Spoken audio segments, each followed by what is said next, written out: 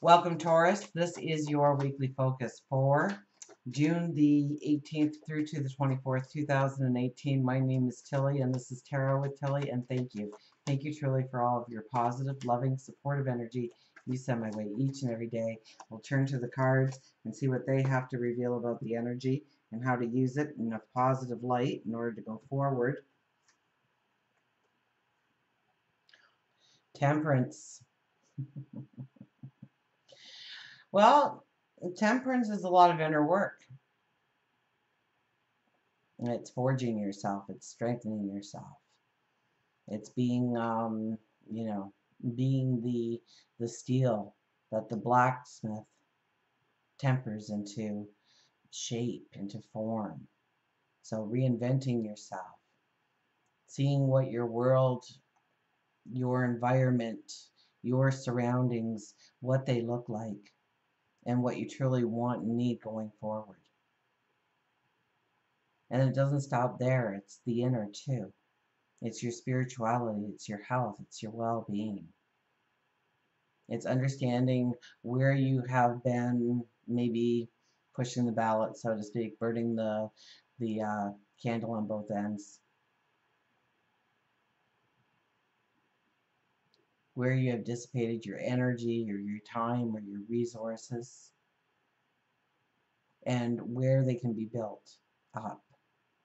And you're in between worlds here. So you are highly spiritual this week. You are able to tap into your intuition so well, your angels, your guides, God, Source,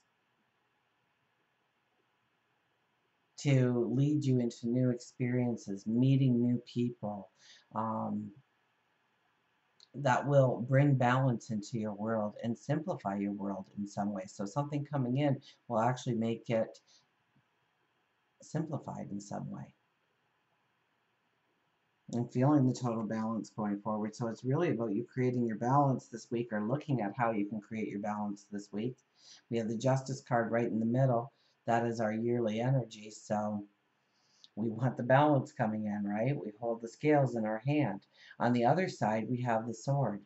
So the sword is to make those swift decisions, to cut away what isn't necessary anymore, what doesn't belong anymore, what has served its purpose, what has essentially has been taking energy or time or resources and zapped your vitality in some way, the burdens, and releasing them. It's going to take a lot of courage, it's going to take a lot of thought to really understand or make that decision or make that commitment to yourself. So I would think this is more long-term energy than short-term energy by your cards, okay? So I'm telling you about this week, but I think you're going to be feeling this energy over the next several weeks, maybe right up until, we have the solar eclipse coming, right? The next new moon will be a solar eclipse, I believe. So to some degree, because we have temperance and justice as our first two cards here, this is a very strong message to you this week about where you need to start looking. So where do you need to start looking for that well-balanced lifestyle? Where do you need to be tempered? Where do you need to bend a little bit?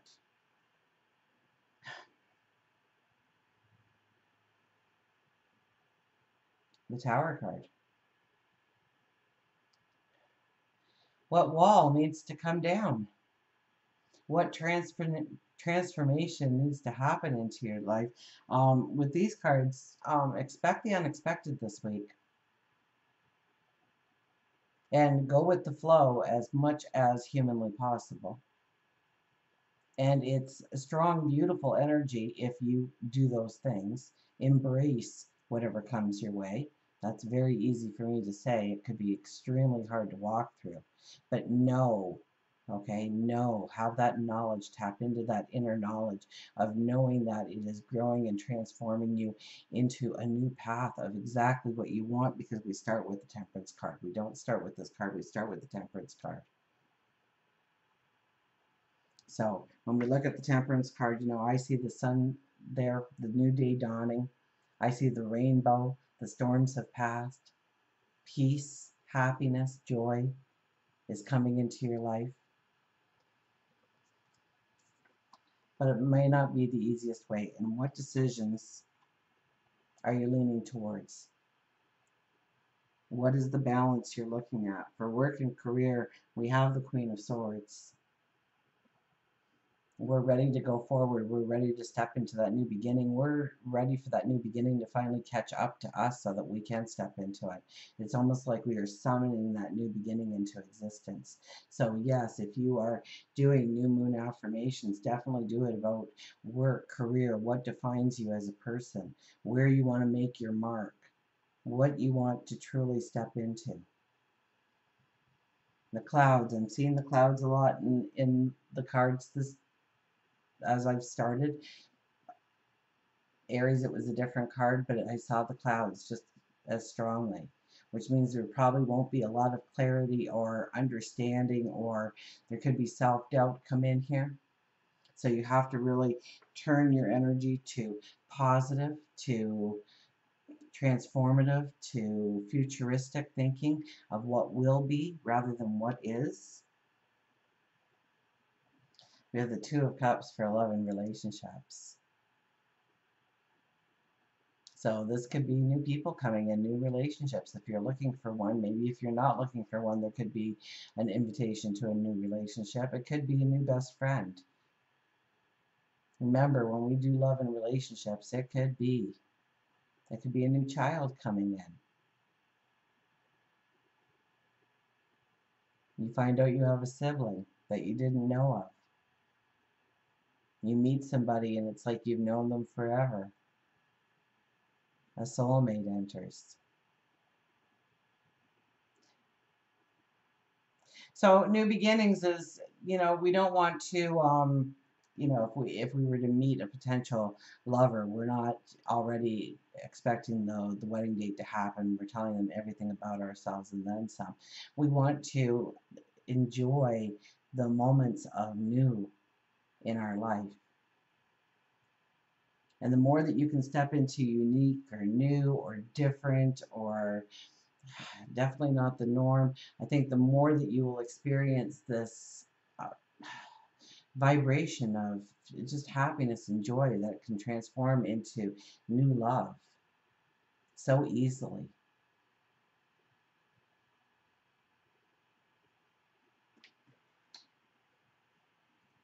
And I laid it over the Temperance card. So where do you want new in your relationships? Do you need new people surrounding you, like-minded people, people that raise you up, give you energy, respect you, love you, trust you? Do you want, where do you want the new beginnings when it comes to relationships? Do you want a new boss, or do you want a new partner in business? Do you want a new next door neighbor? Where do you want these new beginnings? And does that mean that somebody needs to move in, or does that mean that you need to move on? There's a lot of gray area. There's a lot of up in the air kind of energy for you.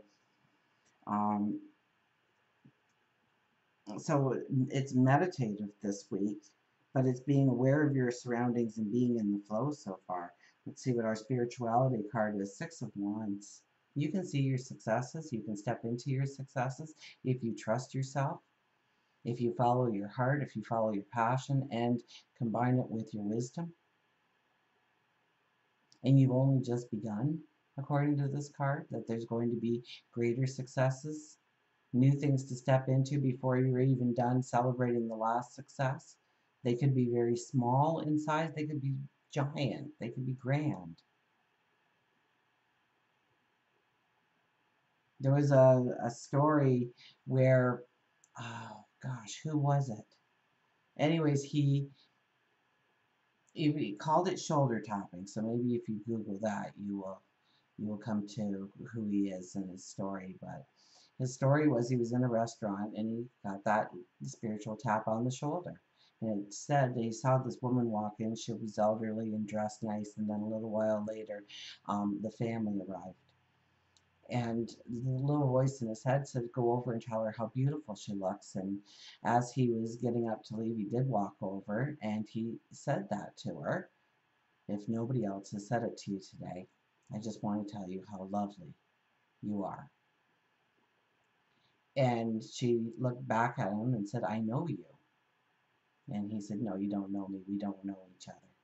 And she says, yes, I know you. I know your spirit. My husband died a year ago, and those are the exact words he would have said to me. So I know your spirit. And it was, it raised her up because it was a connection with her husband who had passed. It raised him up immensely because he followed that shoulder tap. And that's what I kind of get here. Follow that shoulder tap. When you feel like doing a random act of kindness, or when a new situation is in front of you and you're kind of hesitant on what to do, follow that shoulder tap. You know it's right. You know it's not misguided information. And yes, it could help the other person or the situation, but it is really going to move you. It is really going to raise your energy. It is really going to raise your light. And the wheel of the year for health, well-being. So you are making some new commitments to yourself of who you are going to be, if you're going to get in shape, if you're going to eat right, you're going to get rid of some bills perhaps, you're going to clean up some clutter perhaps. You're going to essentially release burdens in your life in order to move into new energy. And I almost get this like, it's like going into fall for you, or winter, like you've been grounding yourself in different things for a while now, or trying out new things. And this could be new things coming in again, taking you to a different level. So I don't necessarily get this brand new experience, but it layers on past experiences on your health and well-being, relieving stress in some way. Maybe there's a new meditation or a new little trick you do in order to trick your brain into thinking a different experience, thereby raising your light, your energy.